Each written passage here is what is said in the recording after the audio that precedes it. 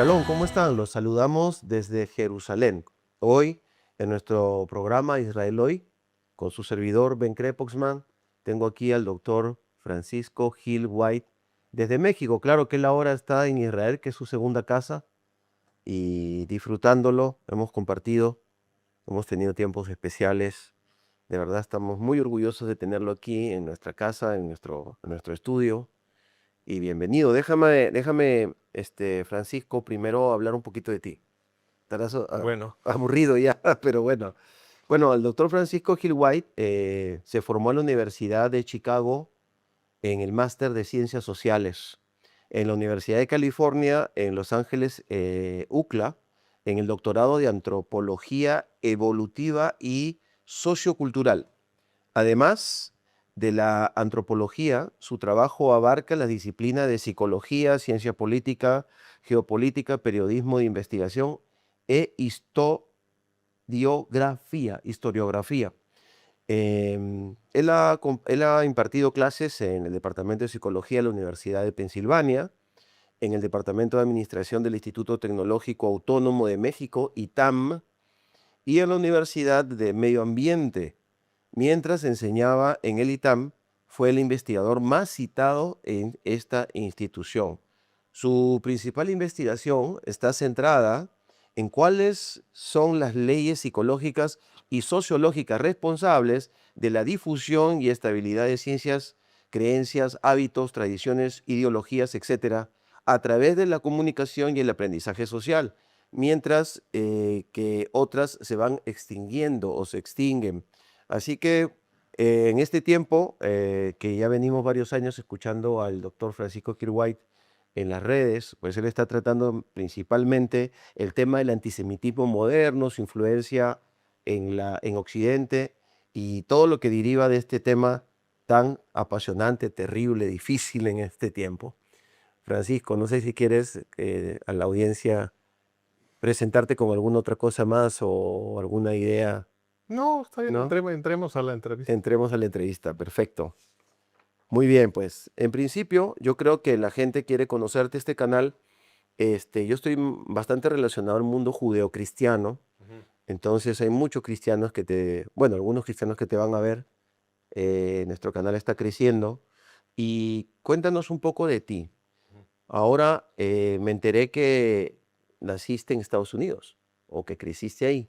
Cuéntanos un No, poco no de... crecí ahí, pero No sí creciste, nací ahí. naciste ahí, Sí, pero estuviste muchos años en Estados Unidos. sí, entonces yo nací en Chicago cuando mis papás estaban viviendo ahí porque mi papá estaba haciendo su doctorado en la Universidad de Chicago. Entonces yo nací en el hospital de la Universidad de Chicago. De Chicago. O sea, estoy condenado desde que nací a ser nerd, porque la, la Universidad de Chicago es la más nerd de todas. En serio. Y ahí nací yo. Ujú. Eh, y luego, cuando tenía yo 3 años y medio más o menos, mis papás se regresaron a México. Ya, Entonces yo crecí en México, pero sí, después como adulto, ya. fui En la Ciudad de México. sí, en la Ciudad de México crecí yo. Sí. Y Ya. luego ya para la hora de estudiar mi licenciatura, que fue en composición musical, Ya. primero fui músico antes de ser Oh, ¿en antropólogo. serio? ¿Qué música? ¿Qué instrumento? Perdón. Tocaba la guitarra, Ah, muy bien. Ok. no era gran guitarrista ni nada, ¿no? Ah, bueno. Pero era mi instrumento. Yo en realidad era compositor.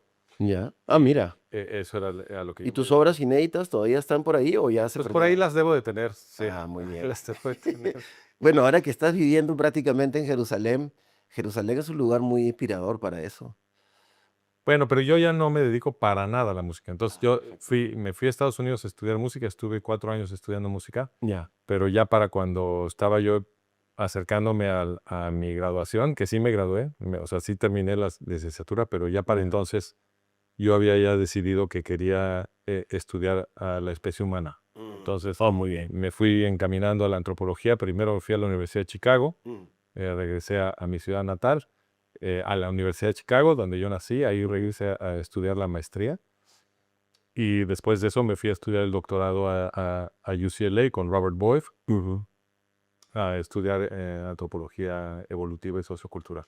Wow, explícanos un poco, ¿qué es eso de antropología evolutiva, sociocultural, para qué? Entonces, la ¿Sabe? antropología evolutiva está tratando de entender a la especie humana, está tratando de entender cómo fue formada la especie humana para la cultura y cómo fue formada la especie humana para su psicología, ¿no? Ujú, Por los medios ambientes en los que fue, es decir, por las ecologías que fue transitando la especie humana a lo largo del tiempo. Entonces, ujú, como cualquier especie, ujú, las distintas presiones del entorno ujú, fueron convirtiéndose en fuerzas selectivas sobre las poblaciones humanas y eso hizo que nos fuéramos adaptando a esas condiciones del entorno y eso terminó produciendo un diseño particular de la psicología humana. ujú,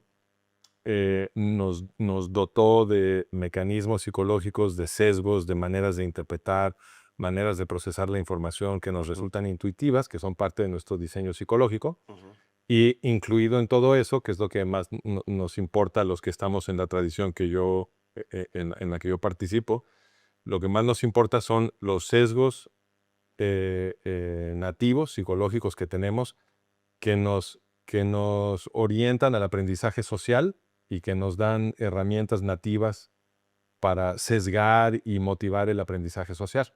ujú, Entonces, ¿por qué? Porque casi todo lo que hace la especie humana lo hacemos a través del aprendizaje social, ¿no? ujú. ¿Qué Entonces, sería la cultura? ¿No? pues la cultura es la consecuencia del aprendizaje social. Ujú, La cultura es el fenómeno emergente que ujú, resulta de tener estos mecanismos psicológicos de aprendizaje social. Entonces, a los antropólogos lo que más nos gusta explicar es, lo que más nos interesa explicar es justamente la cultura, la diversidad cultural, la estabilidad de distintos equilibrios culturales en distintos lugares, en distintas ujú, poblaciones. Y entonces, hay un grupo de antropólogos que estamos muy interesados en el proceso evolutivo ujú. para entender mejor los procesos culturales. Entiendo.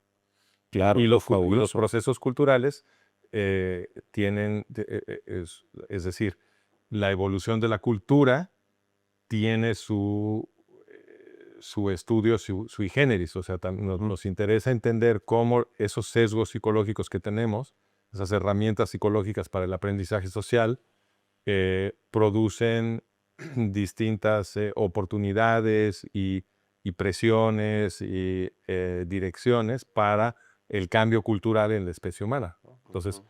¿qué podemos entender desde el punto de vista evolutivo sobre cómo se transforman o cómo se mantienen las distintas culturas en distintas poblaciones? Eso es lo que nos interesa. Claro, qué interesante, ¿no? Fascinante. Y hemos estado ya conversando de varias cosas y efectivamente vivimos en un mundo que lo están diseñando, ¿no? Socialmente. Y creo que tu organización, Management Management of Reality, of Reality, Management of Reality. estudia eso, ¿no? Un poco el... Pues, Management of Reality lo que estudia es la infraestructura que existe para administrar la realidad de la gente y crear significados, Ujú, ¿ok? Porque una cosa que explicamos siempre para tratar de explicarle a la gente lo que estamos haciendo es que nosotros partimos de la realidad muy básica, o sea, del hecho muy básico ujú. de que no tenemos contacto con la realidad. O sea, nadie realmente tiene contacto con la realidad. Tenemos un modelo de la realidad en la cabeza. O sea, Ok, cada uno de nosotros nos imaginamos que la realidad es así o asado, ok. pero no porque tengamos contacto con la realidad. El contacto que uno tiene con la realidad es casi nada. Tus familiares, algunos amigos, unos cuantos conocidos, Ujú, lo que uno ve cuando va caminando por la calle y se acabó. Uno no tiene contacto con nada más. Todo lo que yo creo que está pasando en otros países o inclusive en mi país, en mi ciudad, ok. absolutamente todo me llega a través de los medios. No tengo conocimiento de primera mano prácticamente de nada. Entonces, ¿cómo construyo mi percepción de la realidad, mi modelo de la realidad? Pues a través de los medios. Cuando yo tengo la idea en mi cabeza de que en Rusia está pasando algo, que en Ujú, Ucrania está pasando algo, que en Japón, que en Israel, que en México, que en Estados Unidos, absolutamente todo me viene de segunda mano.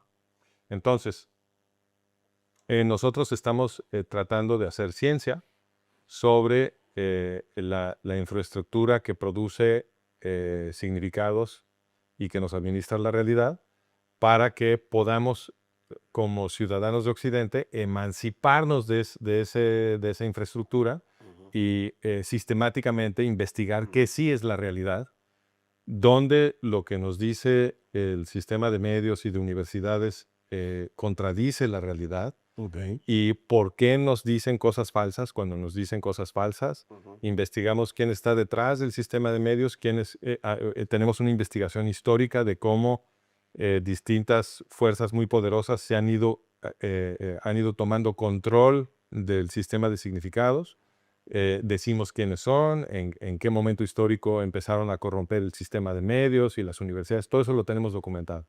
Entonces, estamos tratando de producir una comprensión científica de la creación de significados y la administración de la realidad en la que todos estamos envueltos. Claro. Has mencionado las universidades.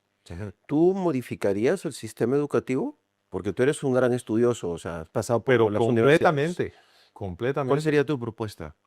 Bueno, depende cuál es el problema que quieras resolver. Hay distintas propuestas específicas para distintos problemas, pero Bueno, el concepto que tenemos de las finanzas o la alimentación, por ejemplo, no sé. bueno, no, es que lo que es fundamental es rescatar la independencia de la ciencia. De las Eso es lo que es fundamental, porque fíjate, tener contacto con la realidad, con la verdadera realidad, requiere que las instituciones de la ciencia sean libres e independientes. ¿Por qué? Porque la ciencia tiene gran autoridad para pronunciarse sobre lo que es cierto y lo que no es cierto. Bueno, Entonces, si algún poder puede corromper alguna disciplina científica, no es que los financian, ¿no? Obviamente. pues esa es una manera de corromperla. Ya. Una manera de corromperla es a través del financiamiento. Ujú. Entonces, si los que tienen el poder de corromper la ciencia lo hacen, y entonces alguna disciplina, digamos, y a través de esa corrupción hacen que la disciplina afirme ciertas cosas y niegue otras Ujú. con la autoridad que tienen de estudiosos de ese aspecto del universo, ¿no? Entonces, aquel poder que corrompió la disciplina, pues nos puede manipular por medio de las declaraciones que están haciendo esos científicos, Ujú. ¿no? Entonces, para que eso no suceda, para que no nos mientan sobre la realidad con la autoridad de la supuesta investigación científica, necesitamos que los científicos sean realmente independientes y libres de estos procesos de corrupción, ¿no? Claro. Entonces, ¿qué cambiaría yo? Bueno, pues necesitamos crear, en mi opinión, mecanismos institucionales para proteger las instituciones de la ciencia de ese tipo de posibles corrupciones. Y esas son muy preocupantes porque hoy, en el mundo moderno, la ciencia tiene un prestigio tan alto que es merecido, yo creo, por los Claro. grandes avances y logros de la ciencia en el Ujú. mundo moderno, pero la ciencia ha adquirido ese prestigio tan alto que ahora hace que cuando los burócratas, cuando la gente que toma las decisiones de Estado, siempre las tiene que justificar con base en las afirmaciones de alguna disciplina científica. Todas las Ujú. políticas se tienen que justificar con base en estudios presuntamente científicos, todo. Ujú. Dada esa relación entre la investigación científica y la creación de políticas públicas, eso quiere decir que para distintos actores políticos resulta muy atractivo corromper a las ciencias que Claro. van a justificar las políticas. Entonces, si tú quieres una política X o Y, Ujú. te va a interesar que los científicos que Direccionen. practican las disciplinas relevantes para esas Ujú. políticas digan lo que a ti te Ujú. conviene para que Ujú. puedas, ¿no? Y Claro. entonces ese incentivo es el que genera el riesgo de Ujú. corrupción y pues obviamente que tarde o temprano van a tratar de corromper las disciplinas científicas. Entonces, Claro. y ha sucedido a un nivel muy preocupante ya. Entonces, lo que yo haría, si tuviera el poder de hacerlo, Sí. sería reformar la estructura de la sociedad para que el marco institucional proteja muy cuidadosamente a la independencia y la El libertad. Estado, ¿no? Pues Hay distintas maneras de organizar esto. Yo creo que más bien lo que necesitamos es tener mucho cuidado de cómo, no estoy seguro cómo hacer esto, pero necesitamos proteger a la libertad y la independencia de los científicos. Cuando tú dices el Estado, el problema es que los burócratas que controlan el Estado son un grupo que tiene el incentivo de corromper a la ciencia. O sea, Claro. no está claro que el Estado es el custodio de la ciencia, porque al Estado le preocupa que los científicos delaten que lo que el Estado está haciendo puede ser incorrecto, puede ser una tontería, puede no estar basado Exacto. en buenos datos, Ujú. etcétera. Entonces, los burócratas del Estado son los primeros que están interesados en corromper a la Exacto. ciencia. El Estado más bien debería crear entidades independientes que custodien la educación del gobierno, ¿verdad? Y O dejar que ellos funcionen de manera independiente. una manera, bueno, es que justamente yo soy libertario. A mí Ujú. lo que me gustaría sería sacar al Estado Al de la Estado jugada. completamente. Sí, sacarlo de la O jugada. sea, la No estoy anarquía. seguro exactamente cómo, Ujú. pero digamos, pensando en voz alta, Sí. si tuviéramos un artículo constitucional que dice que está prohibida la educación pública, porque Ujú. Claro. está prohibida. El Ok. Estado no puede educar a nadie, Ok.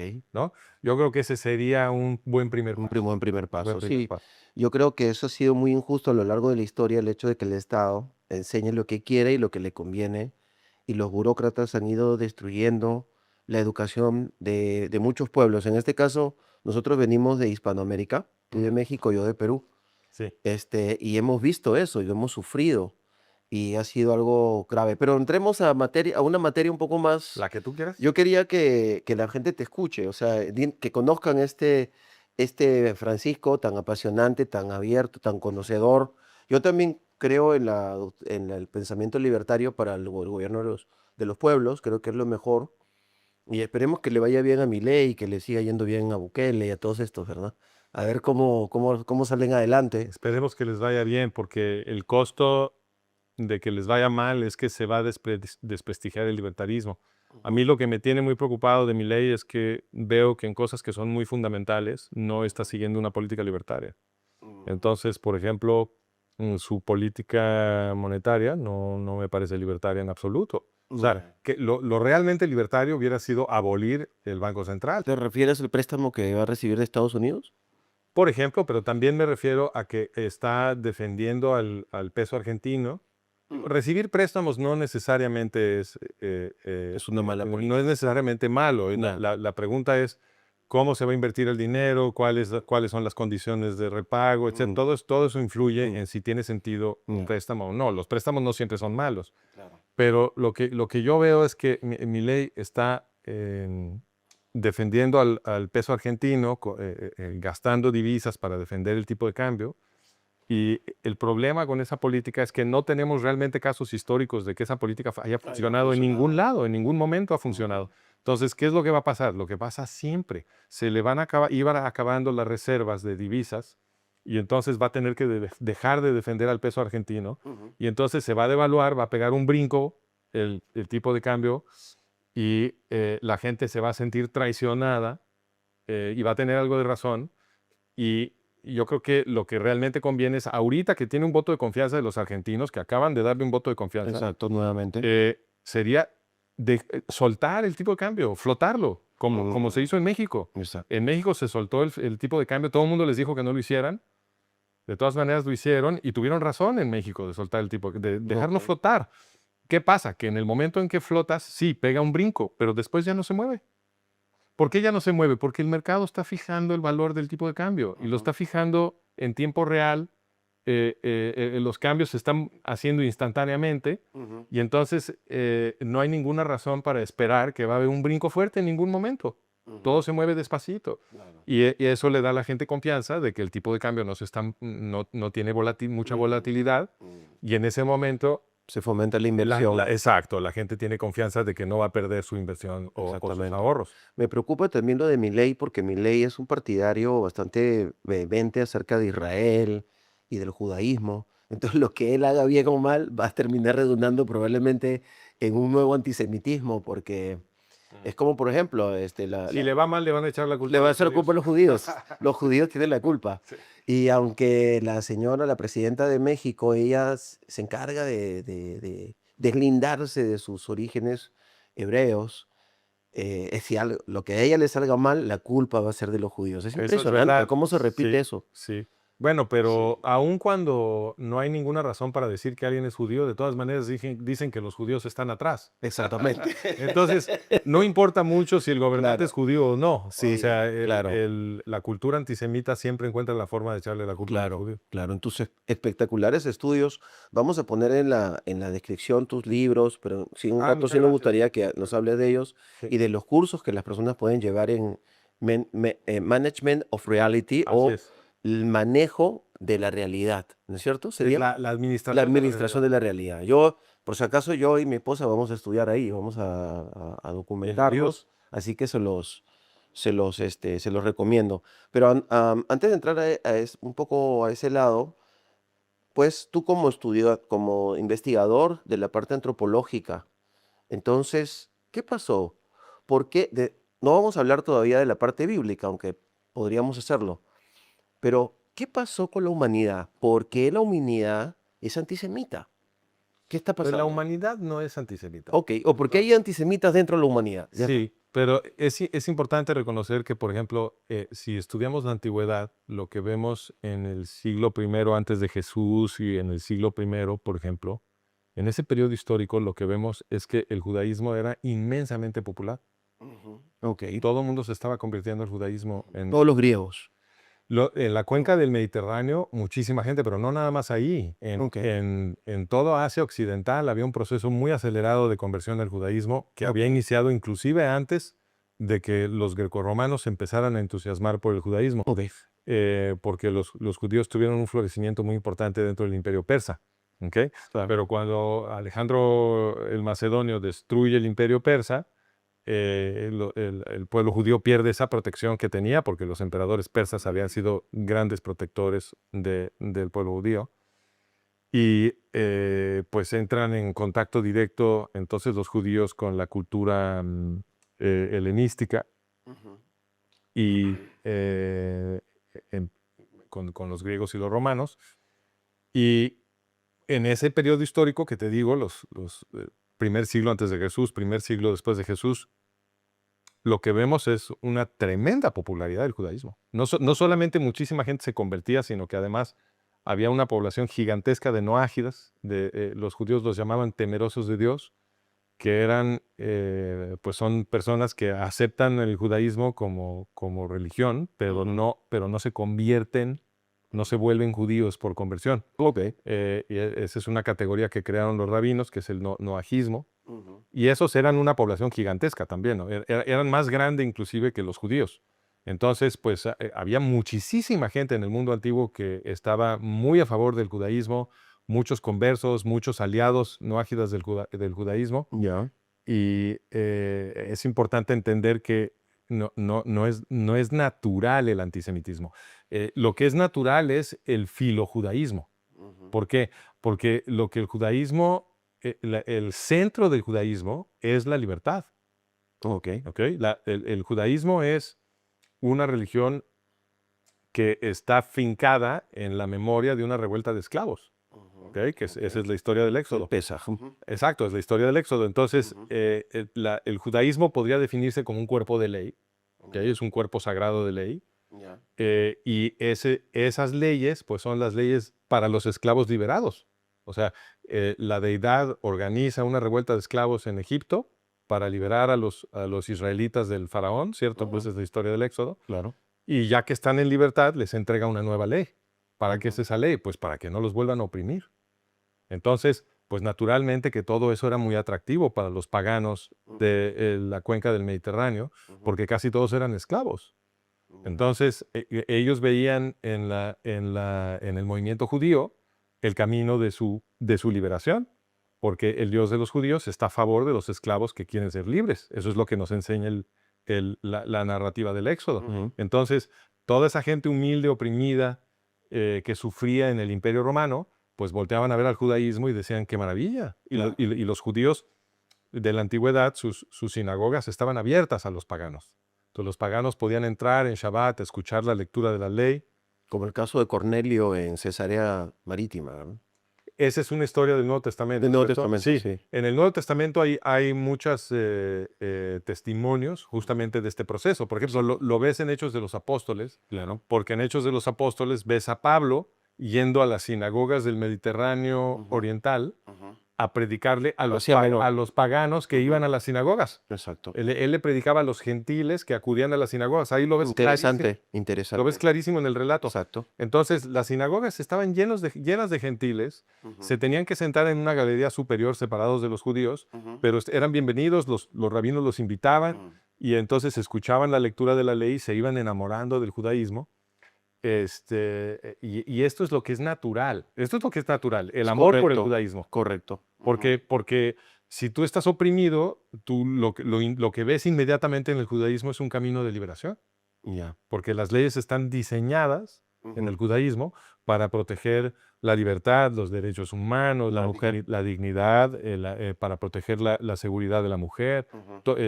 a los huérfanos, las viudas, todo el mundo está protegido. El extranjero. El extranjero, todo el mundo está protegido con especial cuidado. Todo el mundo es igual ante la ley y está protegido por la ley. Ujú. Ese es el legado filosófico legal del judaísmo para todo Occidente. Entonces, Exacto. lo normal es el amor por el judaísmo.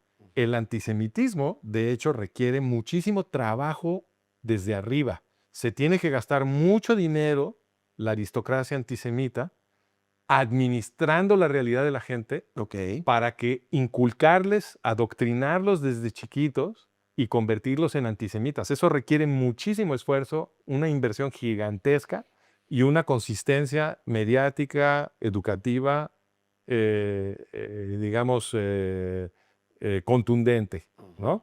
No sucede naturalmente el antisemitismo, por el contrario. Ujú. Entonces quiere decir de que los aristócratas o estos grupos de poder han querido destruir la Biblia, no han podido, la han querido desaparecer.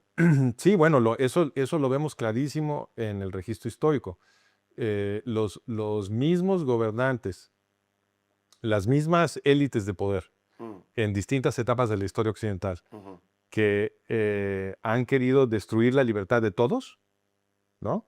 Ya. Como fueron los greco-macedonios, los romanos, los inquisidores, los boyardos rusos, los nazis, los yihadistas de hoy, Ujú. todos los que nos quieren esclavizar, Sí. organizan enormes matanzas de judíos, Ujú.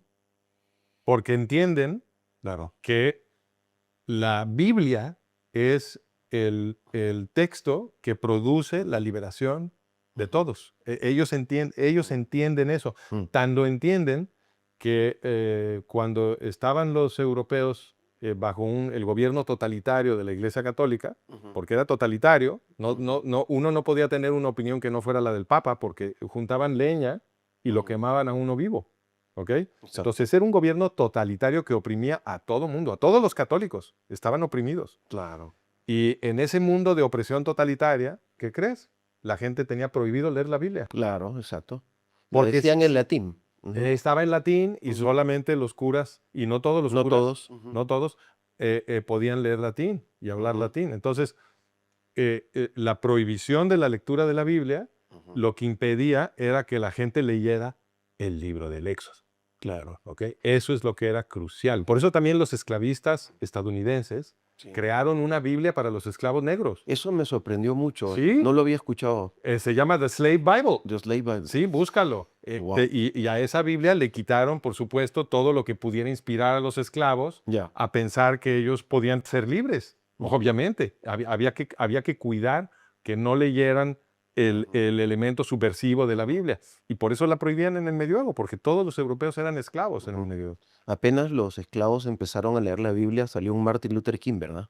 No, No, Luther King es mucho después. no, bueno, Martin Luther King Como es... producto. Estás hablando de Martin Luther King en Estados Unidos. Sí, Sí, bueno, el, Martin Luther el King, reverendo. sí, el reverendo Martin Luther King estaba defendiendo Ujú, sobre la Biblia ujú, su movimiento. Su movimiento es claro. un movimiento fincado sobre los valores judeocristianos Ujú. de la tradición que los judíos inyectaron a Occidente. Claro que sí. Entonces, ¿Mm? entonces lo justiciaron, lo sacaron del camino. Claro, Ujú. por supuesto, Sí. porque las élites de poder la estructura que tenemos en la historia de Occidente Ujú, es una en la que el pueblo judío, que es el custodio de estos textos que nos liberan, y los textos mismos, haciendo el trabajo intelectual cuando los leemos, ujú, producen movimientos de liberación que las élites de poder combaten desde arriba. ujú, Y entonces esa ha sido la dinámica de la historia occidental, ujú, la gente luchando por liberarse y las élites de poder luchando por reesclavizarnos.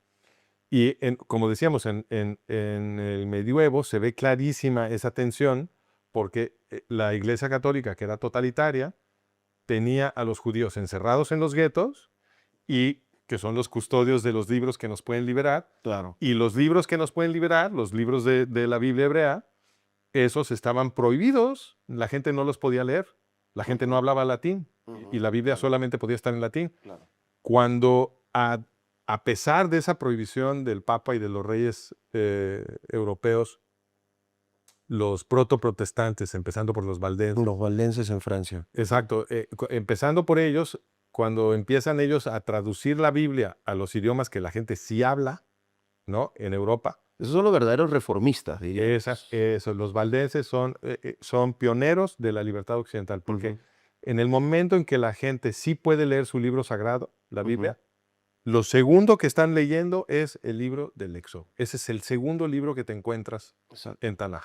Y entonces, el efecto de eso es entender que Dios está del lado de los de abajo, no de los de arriba. Ujú, Y por eso estos primeros protoprotestantes empezaron a decir que el Papa era un anticristo, ujú, claro. porque pues estaba violando todos los principios éticos, Bíblicos. claro, los que aprendían de Cristo. Ujú, Los exacto. principios éticos que Cristo enseñaba Ujú, eran lo contrario de lo que ellos veían al Papa haciendo, ¿no? El Papa se enriquecía, exacto. el Papa oprimía, tenía Ujú. ejércitos, lanzaba guerras, quemaba gente Como las viva, cruzadas, pues. torturaba gente, exacto, todo Ujú, eso. Entonces, ujú, los valdenses dicen, bueno, es que el gobierno de la iglesia está contradiciendo todo lo que el libro sagrado dice que ujú, debemos de hacer. ujú, Y además, este libro sagrado lo que nos dice es que nosotros no debemos de ser esclavos. ujú, Eso ofende a Dios, ¿no? Y entonces, esa apertura de la conciencia occidental, que es una consecuencia de leer la Biblia, ujú, empieza a producir los movimientos que luchan por libertad ujú, y que finalmente nos la heredaron. Gracias a ujú. esos movimientos se empezó a transformar. Una vez que tradujeron la Biblia, todo Sí, ya. cambió. Todo Y cambió. la imprenta, ¿verdad? La imprenta lo que logró es que estos movimientos ya no pudieran ser derrotados, ¿ok? Porque cuando se inventa la imprenta en el siglo XV, Ujú, de pronto, de la noche a la mañana, el precio de imprimir Biblias se va al suelo y exacto. también la propaganda protestante se vuelve Ujú, muy, muy barata de producir ujú. y Europa se inunda de De Biblias Biblias. en los idiomas vernáculos Ujú, que la gente sí puede ujú, leer. Todo el mundo empieza a leer la Biblia ujú, y también textos de interpretación bíblica ujú, y de proselitismo protestante, etcétera. Todo eso, Europa se inunda de eso ujú.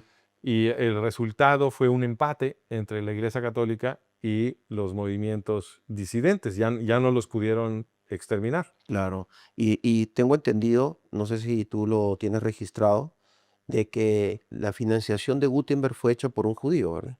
A esa no me la ¿No lo sabía. has escuchado? Ok, No, no bueno, me hay la que sabía. buscar la fuente Mm, porque es importante.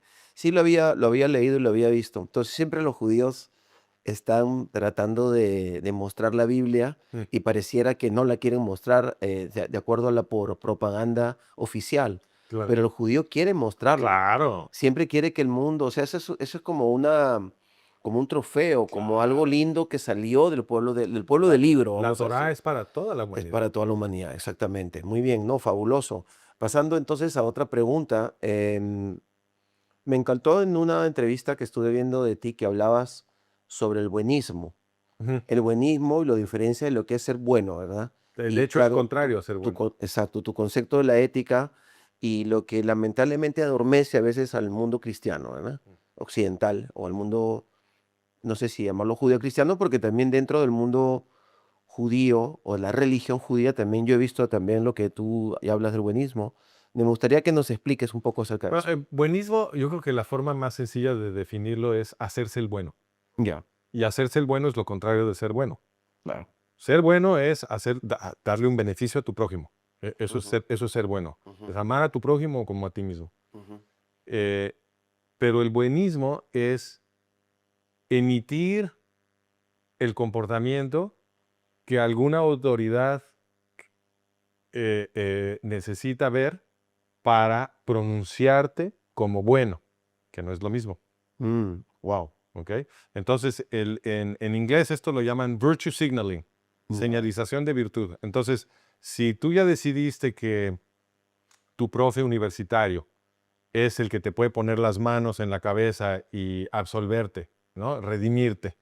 Si tú ya decidiste eso y tu profe te dice que para ser bueno tienes que atacar al Estado de Israel y denunciar al Estado de Israel y ondear la bandera palestina y esto, pues entonces eso es lo que haces, porque Ujú, tú no quieres que te regañe tu prof universitario, ujú, tú no quieres que tu prof universitario, que ya es tu ídolo, claro. que decidiste que lo sabe todo, Ujú, y que todo lo entiende y que es un genio, ujú, piense que tú eres una mala persona. claro. Y entonces, ¿qué pasa en las universidades? Que los profes que enseñan en humanidades y ciencias sociales, Sí. que son los que tocan temas humanos que rozan o le entran de lleno a cuestiones éticas, ¿no? Ujú, Pues esos profes son los que tienen la oportunidad de influenciar a sus alumnos ujú, sobre alguna percepción, no solamente sobre la percepción de la realidad, porque ya. los profes tienen mucha autoridad con los alumnos, ¿no? Los alumnos entran a la universidad casi de rodillas, alabando a sus Papel en blanco, papel en blanco. claro, y creen que los profes todos son Exacto. genios y que todos Ujú, lo saben, exacto. y están felices de que los dejaron entrar a la universidad y wow, todo. Y entonces, pues si el profe te dice que los israelíes están oprimiendo a los árabes palestinos, pues tú dices, el profe, ¿cómo me va a estar diciendo una mentira el profe? Exacto. Entonces, pues te lo tragas como esponja Ajá. y cuando tú ves a los movimientos que repiten lo que dice el profe y de pronto todos tus compañeros lo están repitiendo también y entonces te das cuenta que para que la gente no te agreda y para que el profe te dé una palmadita en la espalda y todo mundo te pronuncie una buena persona, tú tienes que atacar a los judíos, pues es Ujú, lo que acabas haciendo. exacto. O sea, tú acabas diciendo, bueno, pues todo el mundo dice que los judíos son los malos Ujú, y yo no quiero que la gente piense que yo también soy malo, ujú, entonces yo voy a decir maldades, yo voy a decir cosas malas de los judíos, ujú, ¿no? Es como cuando estás en la escuela. Cuando estás en la escuela y hay un niño que a todo mundo lo molesta, ¿no? Y te queda claro que si tú defiendes a ese niño, a ti también te van a molestar, pues entonces tienes una tentación a tu sumarte a la opresión contra ese niño. claro. Porque entonces tú no eres de los que sufren, tú no eres de los que están oprimidos.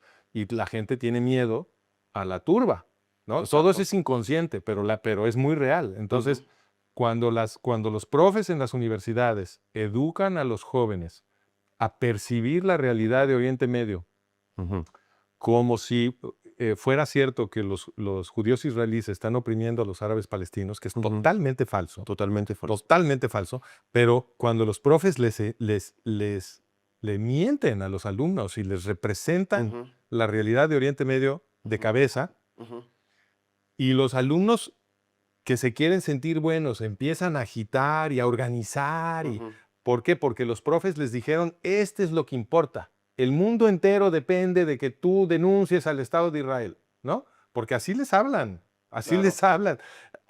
El resto del planeta no importa. Ujú, Se pueden estar muriendo millones de personas en otro lado y los profes universitarios no hacen un escándalo sobre eso, ¿no? Sobre fascinante. lo único que hacen un escándalo es sobre lo que pasa en el Estado de Israel. La demostración es que ahora que se murieron, que asesinaron a decenas de miles De iraníes. de iraníes, Nadie dijo nada. no ves a la gente protestando. Claro. ¿Por qué? Porque no están los judíos de por medio, Claro. ¿ok?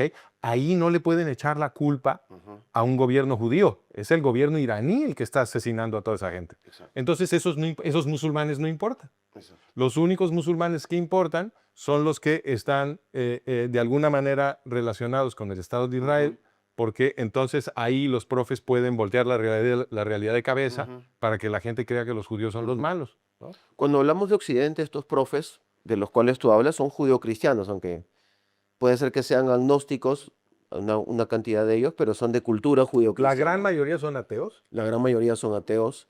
Entonces ellos creen que ser una buena persona, porque ellos también los han formado así, Sí, señor. ¿verdad? Ellos piensan que están haciendo Es un un bien a la proceso humanidad. intergeneracional. Exactamente. Entonces, nosotros tenemos, uno de los argumentos que estuvimos conversando, pero claro, tú lo explicas magistralmente, es de que tenemos que explicarle a ellos que luego vienen por ellos.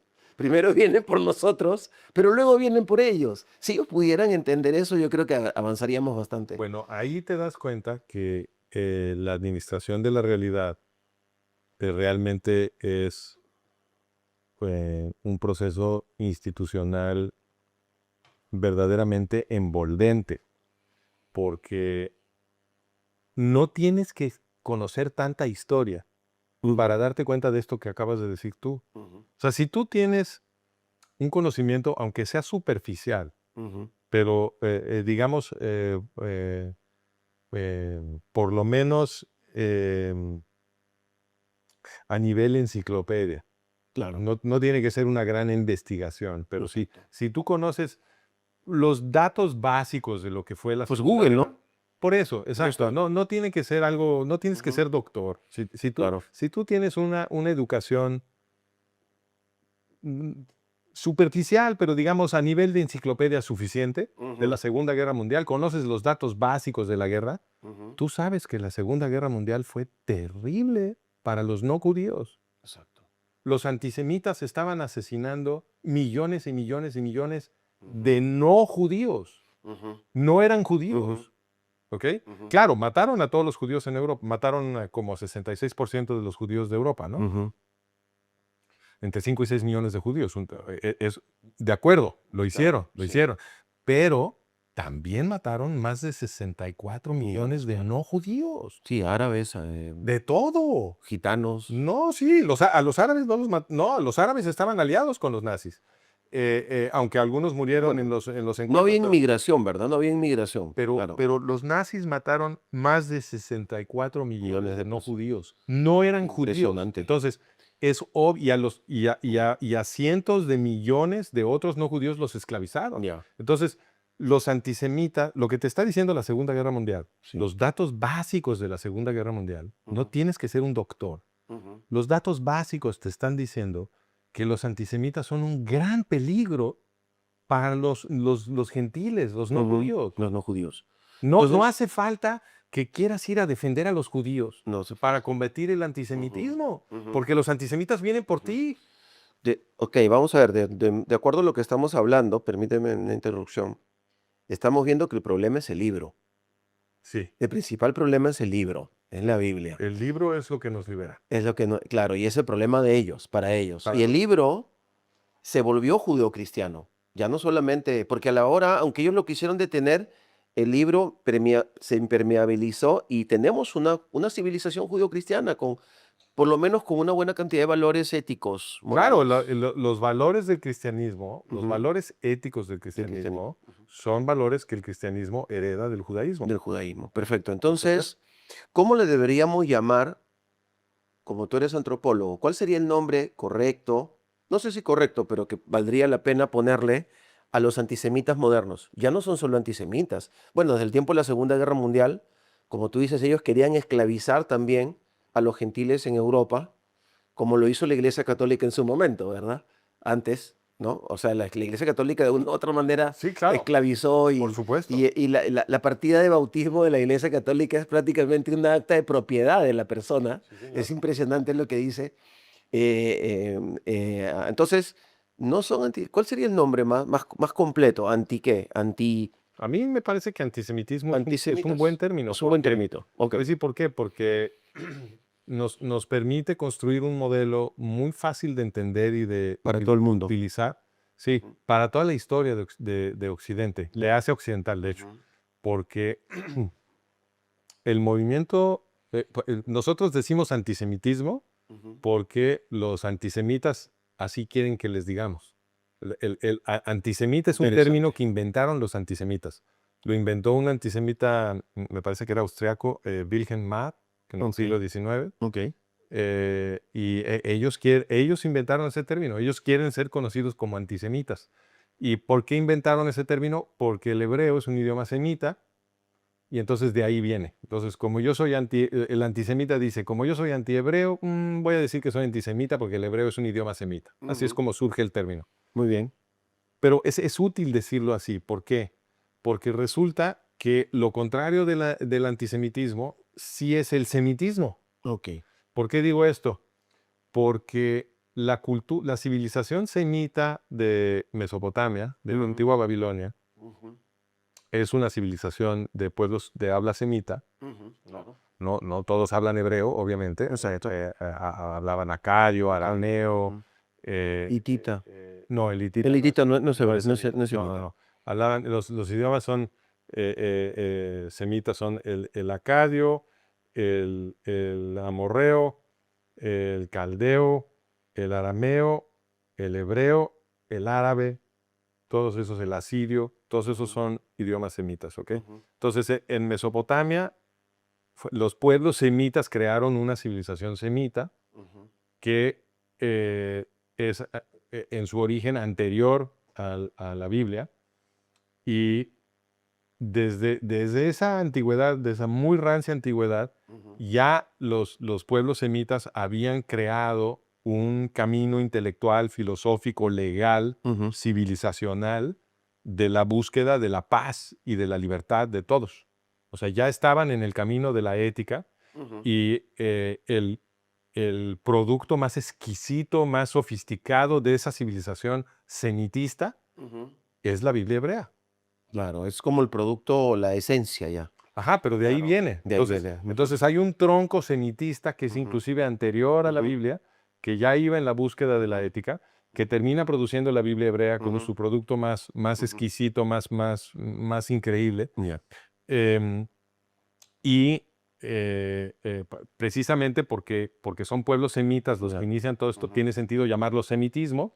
Y Ujú. entonces se puede producir un modelo de toda la Ujú. civilización de Asia Occidental, 4300 años, Ujú. en el que puedes ver cómo las fuerzas del semitismo están batallando contra las fuerzas del antisemitismo. Claro. Y en cada etapa de la historia puedes ver quiénes son los protagonistas de un lado y del otro. Completamente, sin lugar a dudas. Sí, entonces, para nuestro público, ¿no? Entonces, los semitas no es una raza, no es que, No, no es la yo ahí descendencia diría semitistas. Entonces, los semitas son los que hablan un idioma semita, semita. pero semitista Sí. son los que tienen esta ideología en pro de la ética, Ujú. que inician los pueblos semitas, pero que no la tienen todos los pueblos semitas. No, claro. Esa es una ideología, entonces hay que llamarlo semitismo. Ujú. ¿Y dónde empieza el semitismo? Empieza con la revolución de Sargón de Akkad, Ujú. hace 4300 años, en lo que después se llamaría Babilonia. Ok. ¿Ok? Ujú. Ahí empieza. Entonces él Ujú. hace en la civilización sumeria Ujú. había una estratificación en donde en la clase gobernante estaban los sumerios Ujú. y abajo estaban los esclavos semitas. Y entonces Sargón de Akkad organiza una revolución de los esclavos semitas y crea un sistema nuevo en donde ya todo mundo es solidario. O sea, no oprimió a los sumerios, sino que creó una nueva sociedad donde todos se entendían Ujú. y a partir de ahí comienza toda esta tradición legal Ujú. filosófica Ujú. mesopotámica en Claro. la que los reyes tenían la obligación culturalmente entendida de reformar las leyes para proteger cada vez mejor a los Ujú. pueblos que gobernaban. Ujú. Claro, entonces, para la antropología y para la historia, los primeros asentamientos civiles eran los sumerios, ¿verdad? ¿O hay otros No, anteriores? se considera que las primeras ciudades son en Sumeria. En Sumeria, ¿verdad? Listo. Entonces, para las personas que estudian la Biblia, que leen la Biblia, estas primeras civilizaciones tienen que ser los que salieron de Edén. Para los que Bueno, leen, para el mundo cristiano, si interpretamos el texto de Génesis de una forma totalmente literal, literal. pues sí. Ujú. Yo ¿Ya? no lo interpretaría así, Claro, yo sé. pero Tú eres científico. Tú eres pero no es, no, no es por eso. sí, el ser científico no es lo que decide esto. Simplemente la identificación de distintos lugares y la documentación a la que tenemos acceso no nos permite, en mi opinión, hacer ese tipo de afirmaciones. Entonces, Comprendo. tiene más sentido Ujú, leer el relato bíblico como como un cuento que ujú, está hablando de el principio de la ujú, humanidad y a la hora de platicarte ese cuento, lo que le importa al autor del texto es anclar tu conciencia en la importancia del conocimiento del bien y del mal. ok, De eso se trata la historia del Jardín del Edén, de exacto. que los primeros humanos entiendan Ujú, la diferencia entre el bien ujú, y el mal ujú, y aprendan a escoger el bien y ujú, no sucumbir a la tentación del mal. Eso es lo que el autor está tratando de instruirnos, ¿no? ujú, claro. Entonces, la lectura literal de Génesis como si fuera un relato histórico, no me importa que la gente lo haga, si la gente lo quiere hacer está bien, pero lo que a mí me parece profundo es la lección moral que nos Es está lo más dando. importante. Eso es lo importante. Entonces, Sí, a mí me parece que el texto está construido con mucho cuidado exacto. para que aprendamos la importancia de amar a nuestro Ujú, prójimo, de ujú, entender la diferencia entre el bien y el mal ujú. y de escoger el bien. Claro, y es algo que yo veo que tú practicas y veo que en tus conversaciones, Bueno, trato. sí, o sea, lo No sé qué tan sacas. bien, pero Claro, me imagino que como cualquier ser humano, ¿verdad? Estás en tus batallas, en tu todos crecimiento. nos tropezamos y nos Claro, resbalamos. sí, exactamente. Ahora, pero qué lindo ver una persona que respeta la Biblia y que toma esa enseñanza moral y que lo llama ética, como tú lo llamas, y que yo también creo que es ética, Ujú. y que es una de las pocas cosas que el mundo, a lo mejor de manera subliminal, ha recibido.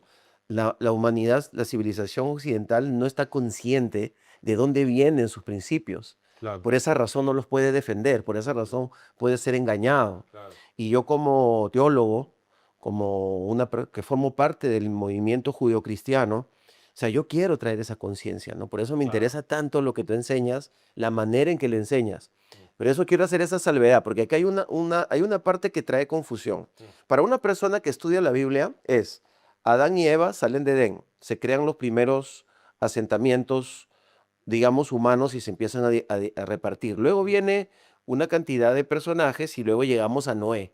Noé tiene 3 hijos y uno de ellos se llama Sem.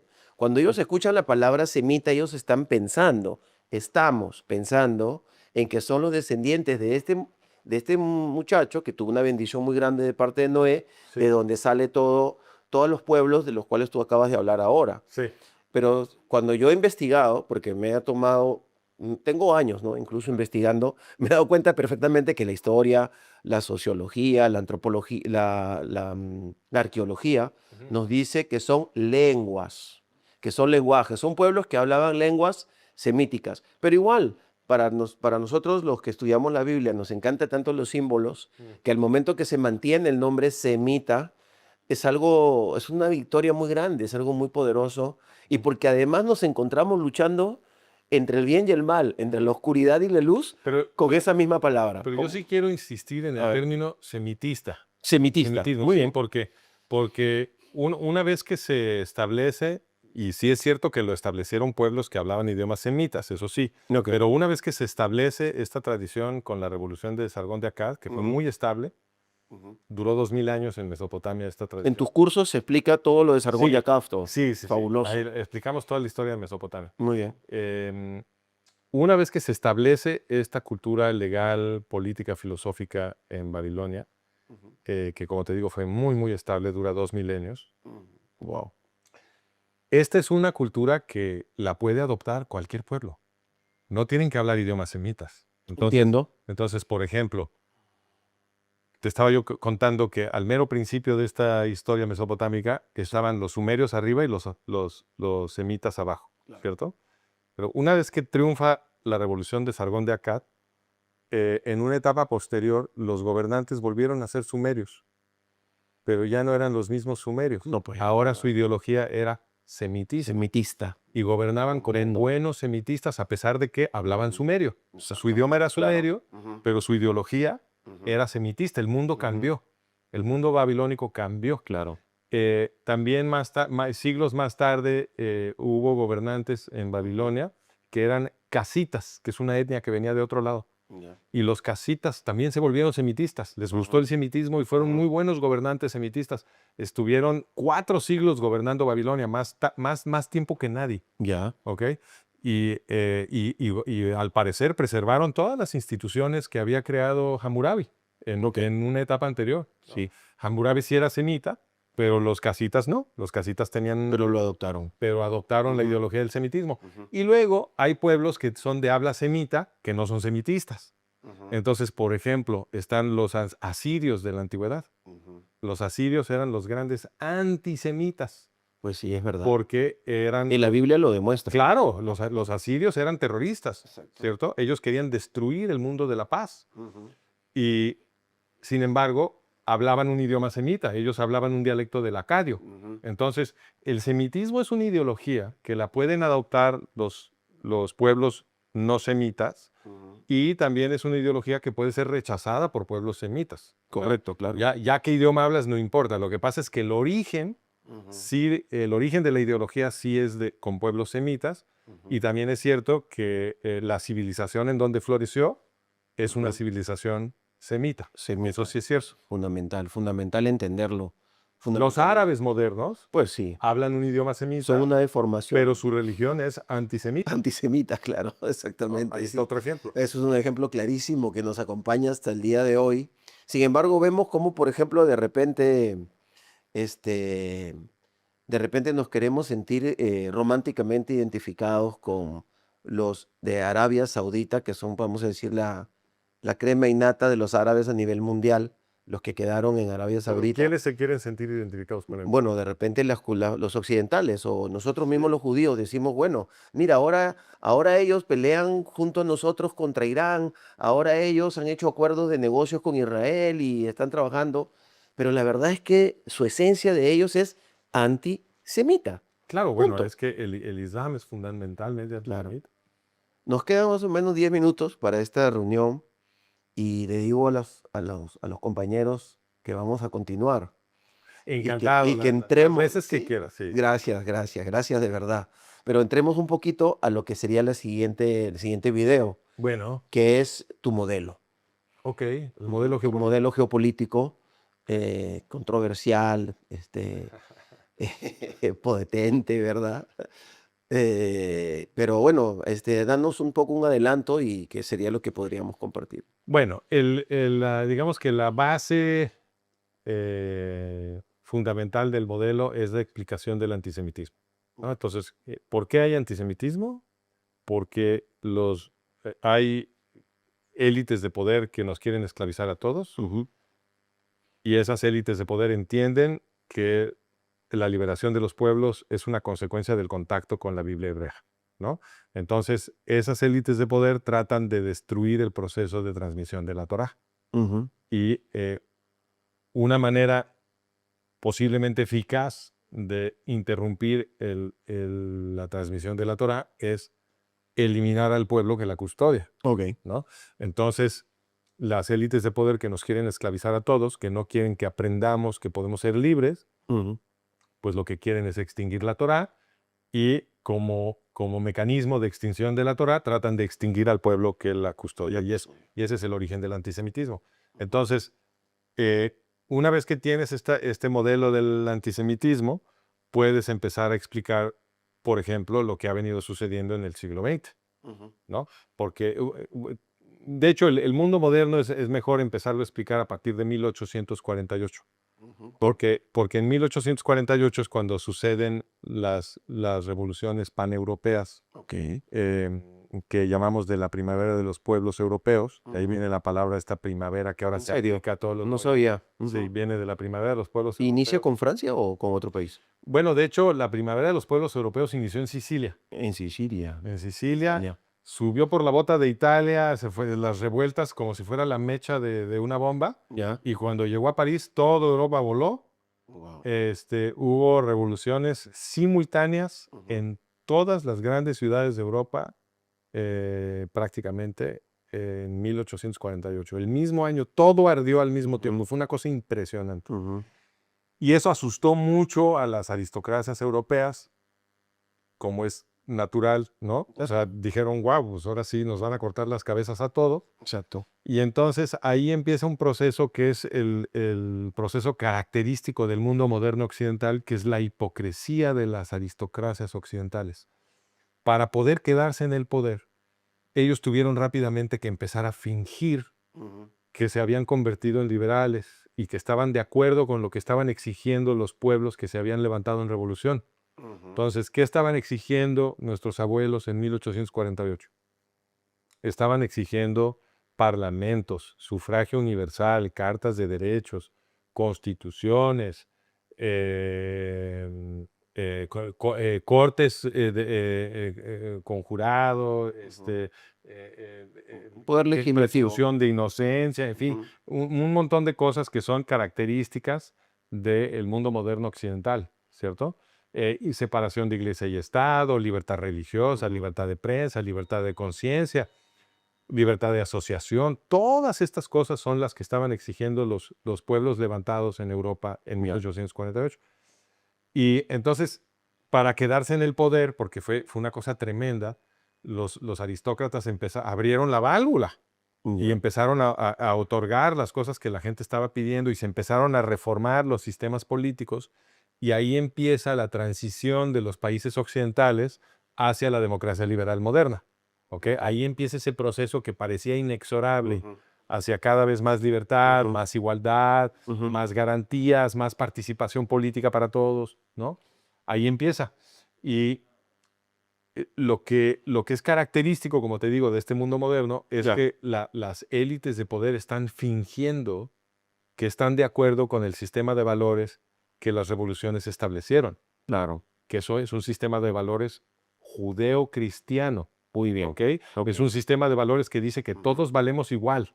Claro. ¿Ok?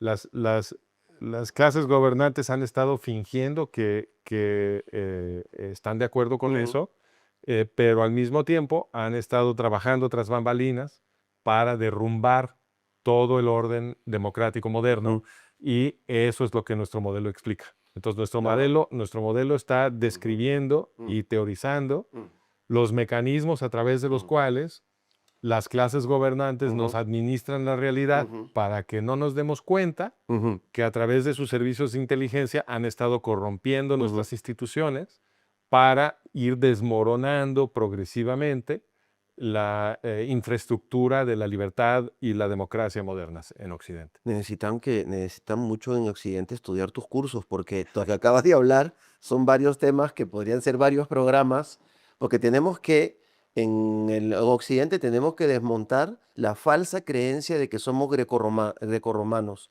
Esa idea de la democracia finalmente es una Bueno, palabra. sí tenemos una herencia grecorromana, Sí, pero nuestro sistema de valores moderno, democrático, judeocristiano. no viene de los griegos. Eso es una mentira. Claro. Lo que viene, el origen de los principios que producen la democracia moderna Sí.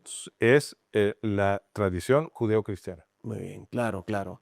Efectivamente, eso hay que desmontarlo sistemáticamente. Yo Pues sospecho ya lo haremos en los en otros siguientes. programas, ¿verdad? En ese 1848 que tú mencionas, tiene que ser ideas que surgieron inspiradas en el sentir natural de los pueblos, Claro, de eso, querer ser libres, por pero tiene supuesto, que ser bíblico.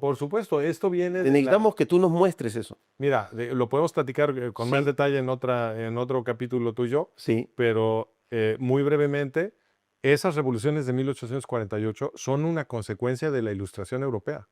perfecto. ¿Ok? Tanto la Revolución Francesa como la Revolución Americana, como las revoluciones de 1848, todo es una consecuencia de la Ilustración europea.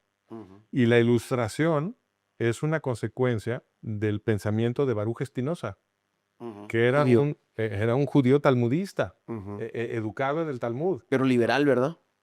Bueno, es que Él expresaba su filosofía de una manera muy liberal.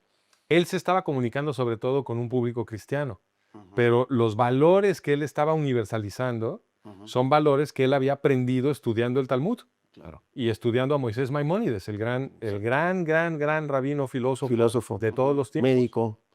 Sí, señor. Tú serías como un moderno Spinoza, ¿verdad? De repente. Pues me honras mucho con esa Sí, comparación. necesitamos que los Y yo, cristianos yo, aprendan yo todo jamás esto. me afirmaría, Claro, pero muchas pero gracias. no, ya vamos. Sí, no, la próxima vez para que nos cuente el doctor Francisco Gil White, mexicano, que ama tanto el pueblo de Israel de manera práctica, nos cuente qué es lo que él piensa acerca de la ética, cómo maneja su relación con el pueblo de Israel, si es cristiano, noajida, judío, qué es. Yo sé que cara de judío tiene, lo sabemos. Aquí cuando vamos por Jerusalén, estamos caminando y le hablan en hebreo, o sea, porque lo ven. Ayer un policía te guiñó el ojo, ¿verdad? Y te saludó muy amigable. Cierto, cierto. ¿Te Recuerda. diste cuenta de Sí, eso? perfecto. Es que yo soy israelí, Ajá. yo estoy todo el tiempo chequeando todo. Pero bien, entonces vamos a estar hablando de todo esto, no se lo pierda, avísele a otros, mande sus preguntas, qué le gustaría a usted que hablemos en estos programas, porque lo vamos a tener aquí más tiempo, vamos a aprovechar todo lo que nos permita el doctor Gil White y seguro vamos a aprender mucho para poder manejar de la mejor manera nuestra existencia como cristianos, como occidentales, como una civilización judeocristiana para este tiempo tan decisivo en el mundo. Muy bien, pues, doctor, muchísimas gracias. A ti. Muchas gracias. Muchísimas gracias. Cuando Shalom. quieras. Shalom. Shalom. Nos vemos.